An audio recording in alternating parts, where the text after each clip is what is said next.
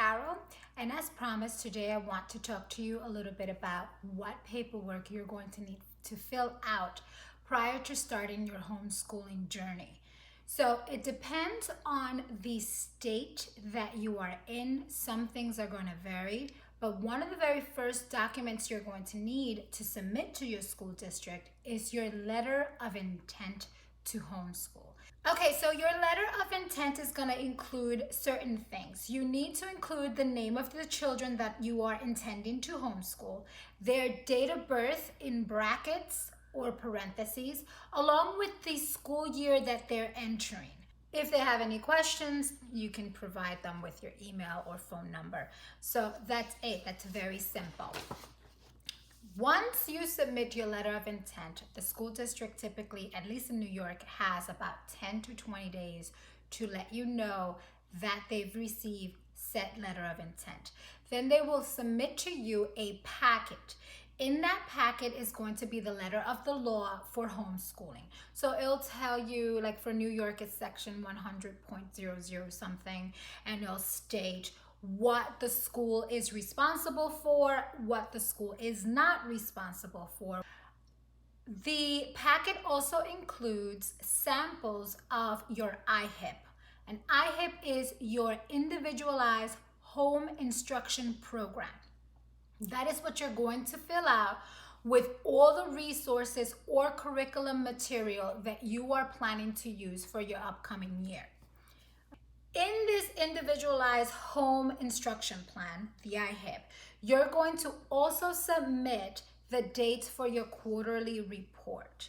Now, if you're brand new, you are going to be record keeping, okay, the grades, the absences, all of that. It's more for you than it is for the district. However, it is required.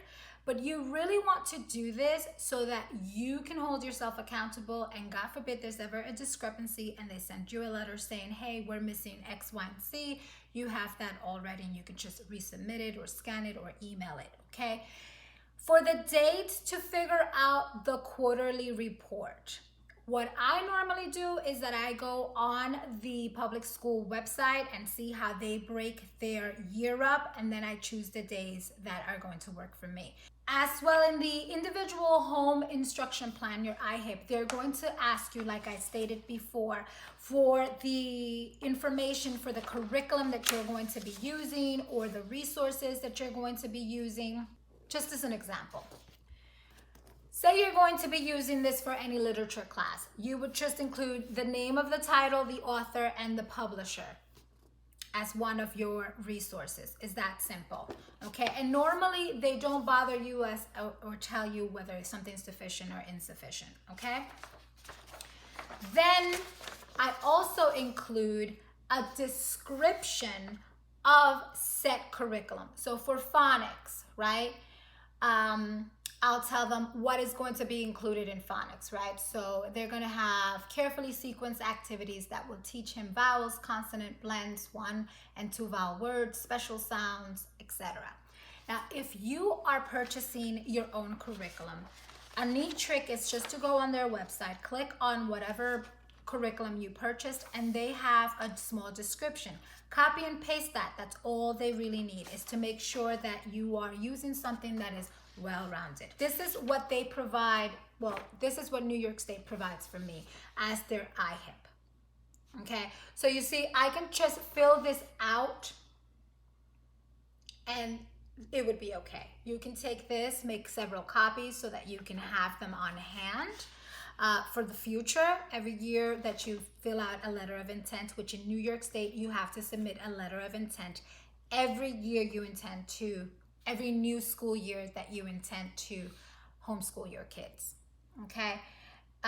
Or you can make your own. It's up to you. If you're brand new and you're a little bit overwhelmed, just use what they give you. Don't go too crazy, but do keep track of what you're submitting. If you have decided on your quarterly dates to submit your reports, make sure that you either put them on your homeschool planner or your phone calendar. Just keep tabs on it. What's the worst that can happen if you have a school district that is actually on the ball with this, they will tell you, Mrs. So-and-so, we are yet to receive your child's, first quarter report or whatever. And at that point in time, you can either email them real quick or just, put it in the mail as fast as you can. That's happened to me a couple times and it has not turned into anything. I remember and then I submit it. Then I receive a letter saying, hey, we received it. Everything is in good standing. That's it. You are brand new. You're probably going to be receiving a lot of information, and I hope that I am not overwhelming you, but it's like a new job, right? So when you're approaching a new job, sometimes you tend to get, bombarded with all this information, but as you start to do your new job, it gets a whole lot easier. For the New York State, they are required hours that you need to complete of instruction.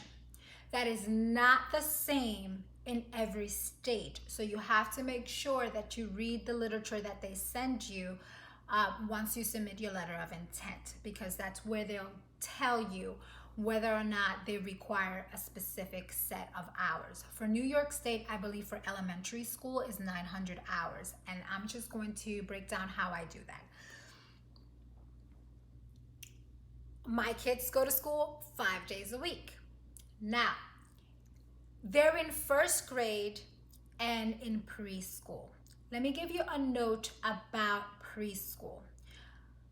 You do not have to submit to the district in New York State any letter of intent or any quarterly report for any kid that is 5 and under, 5 and under. You have to start documenting everything once they're 6 years old and up.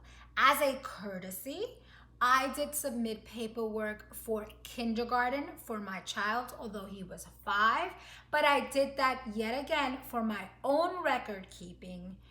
It wasn't something that they necessarily needed to have for kindergarten, but starting in first grade, yes, you have to submit letter of intent, quarterly reports, grades, and finally at the end of the year, an assessment. And we'll talk a little bit more about that. Let's get back to how you figure out your hours. If you were in a traditional school, they view it as 180 days, right? So we do things differently. When you're homeschooling, you have the liberty to take more days, less days. It's all up to you.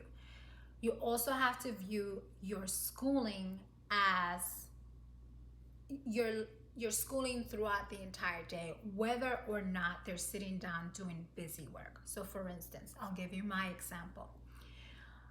I try to keep lessons, structured lessons, spelling, math, English, writing, penmanship, all of that.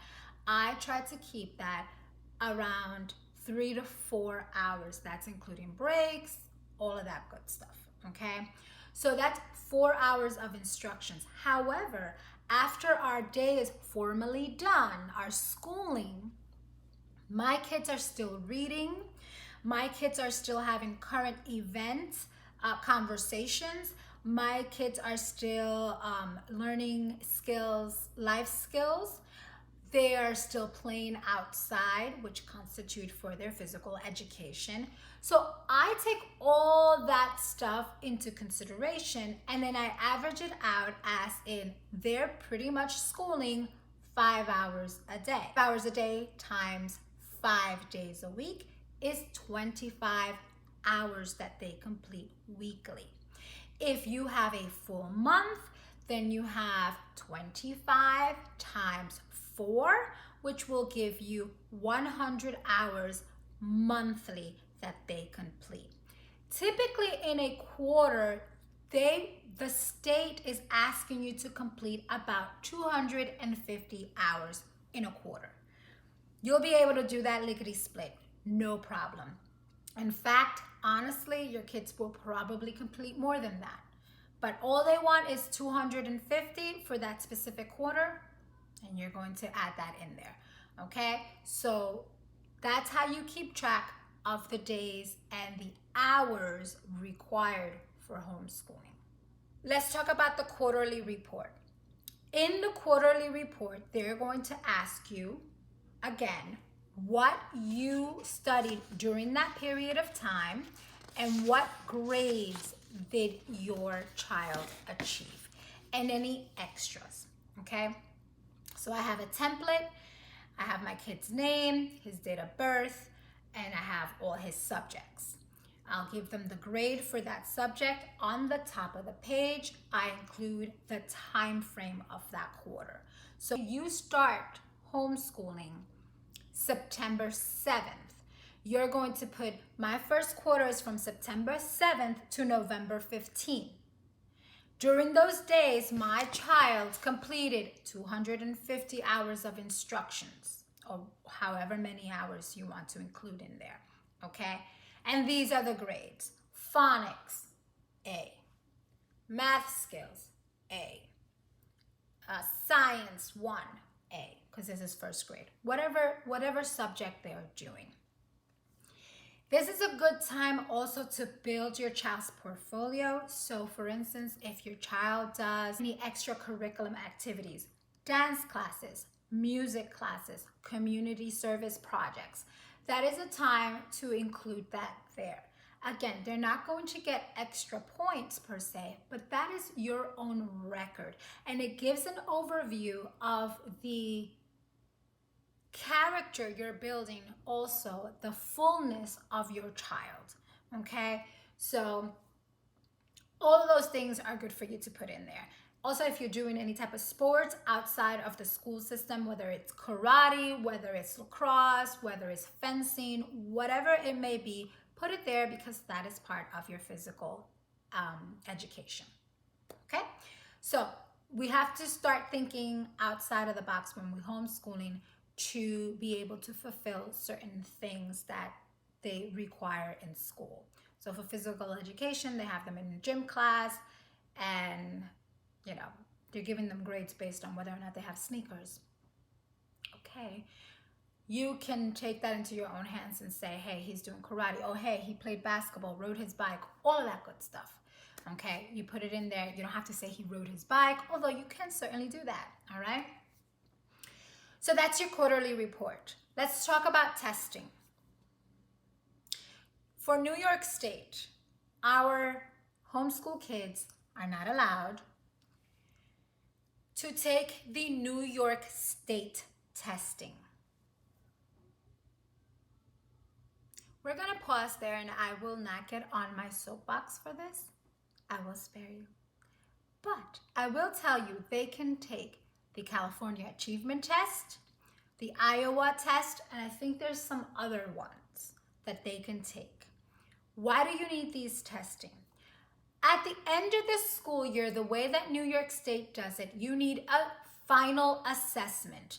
And you can have an assessment written by, in my district, it has to be a certified teacher, okay? Many of you might not have a certified teacher in your circle of friends, so that might not be an option. Now, there are some districts that allow the parent to be that final assessment, and you can write your letter and say, hey, this is, how they performed, etc. But for my district, no. I would have to have a certified teacher or a standardized testing. So what I do, I use Family Learning Organization, or FLOW. Actually, I have their cup here. It's all, Family Learning Organization, flow.com, I believe it is. And they make my life so easy. You go in, you pay a small fee, you click on their options for which test you want to give them. I think they offer the CATS, which is the California Achievement Test, and I think they also offer the Iowa one. You pay a fee. They then send you a packet. You also choose the grade level, and they'll send you a packet for that grade level. So you are responsible for the scope and sequence. So you have to make sure that you are teaching the scope and sequence of your child based on what they will be tested in the public school system. But because you're also homeschooling, they're going to be so much richer and so much else, okay? So don't fret that you are not going to be accomplishing it. They'll give you a scope and sequence in your IHIP that you need to that is required. You can also Google it, like what are the things that, a first grader, a 10th grader, an 11th grader need to know. Okay, once you get into high school, it's a little bit more hinky because you're gonna have to think about, SATs, etc. So we'll cross that bridge when we get there. But for now, I'm talking more on the elementary to middle school level. I always choose the California Achievement Test. It was what was advised to me at the beginning. I gave it to my kids. They did a phenomenal job with it, so I stuck with it. So the way that flow works is that you get to pick whatever test you're going to give your child. They'll send you a packet with that testing, with all the materials, including pencils. They even include a sheet of a suggested schedule that you can use. And again, you're homeschooling, mom and dad, and you know your kid best, so you'll know whether or not you're going to need to follow that, or if you can go a little bit faster, if you need to take it down a little bit. It's all up to you. You want to make the experience for your child pleasant. You don't want to, the whole point of being home is that there's not that pressure that they have to finish something, and if they don't finish, that's it. They don't have a second opportunity, and that could be very stressful. It could be stressful for us. Can you imagine, deadlines? Who works well with deadlines? Some of you are crazy and do a great job with deadlines. Some of us are like, oh, Lord, no, it's a deadline. Kids can be like that, all right? So you're removing that so that they can focus on the task at hand. Once they're done, you basically, go check it out, make sure they didn't miss any of the little bubbles, etc., etc. If you see, listen, you are free to double check. Like if you see a question and you know your kid knows it and they happen to get it wrong on the test, maybe reiterate it. Read the question again to them and see if they're understanding it. This is the beauty of it, that they're not alone when they're uncertain. So like if, there have been many times that I'm reading through the questions and I see that my son answers a specific way and I'm like, he knows that. And I will read the question to him again. I said, did you mean this for this question? Do you want me to read the question to you again? Let's see. And I'll read the question. And then it's up to him. Yeah, okay, yeah, that's what I picked. Or, oh, wait a second, I read that the wrong way. And then they'll change their answer. Now you want to limit that also because you don't want to not be true to the test. But if it's something that you are 100% sure that you covered and that boy or that girl knew back and forth and they just kind of misread, then it's okay to be like, okay, let's try to read that again and see if you're still sticking to your guns with that answer. And with my kids, they never know. So it's not like, oh, if my mother's asking me, then I am definitely wrong and I need to change that answer. I don't, because I will ask the same for questions that they have, okay. I just want to make sure that they can articulate to me that they're right. All right, so just take that into consideration, that you're not only just asking the question when they're wrong, because, hey, they're smart. All right, so once they take the test and they're done and you've reviewed it, you should basically send it back to them. They have a list of steps that you need to follow in order to return it. Nothing major, just so that it doesn't get lost in the mail and that you're not held accountable because something got lost. Because if the brochures get lost, you have to pay for them. Or if the kids write on the brochures, you have to pay for them. So they're on loan, you take care of them. You send it back within 2 weeks, they send you your assessment. And it's a wonderful thing because they tell you, they break it down completely.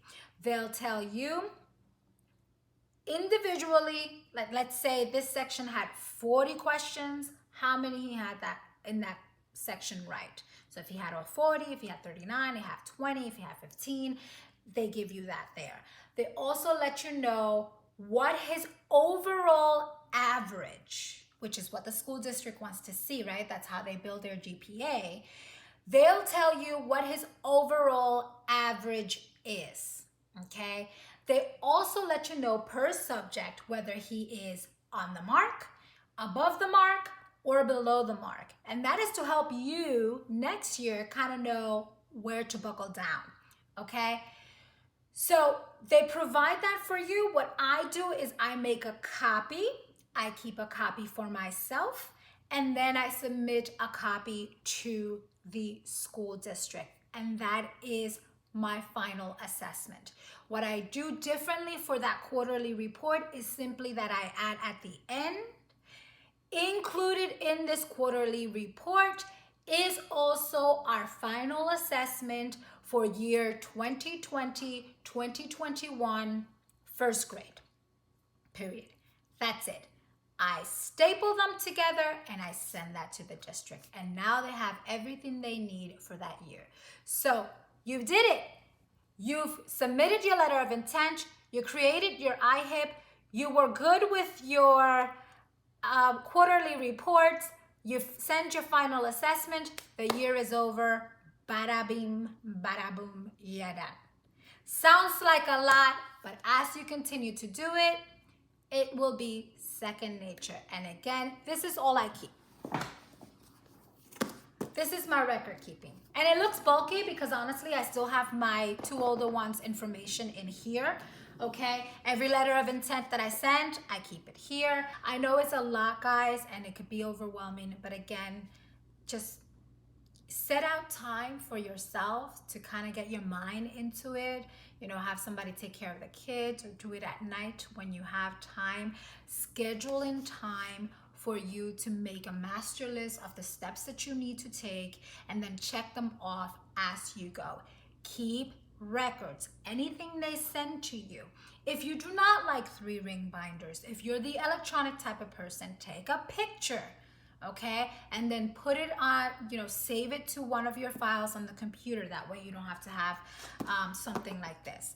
I'm a little old school where I'm always thinking something's gonna crash and I rather have the physical material in my hand. So that's the only reason why I keep hard copies. Again, the best of luck. I hope this was helpful. And if you have any questions, please leave them down in the comments below. I would love to answer those for you. If you like this video, please give it a thumbs up, share it across social media, and I hope to see you next time. Bye.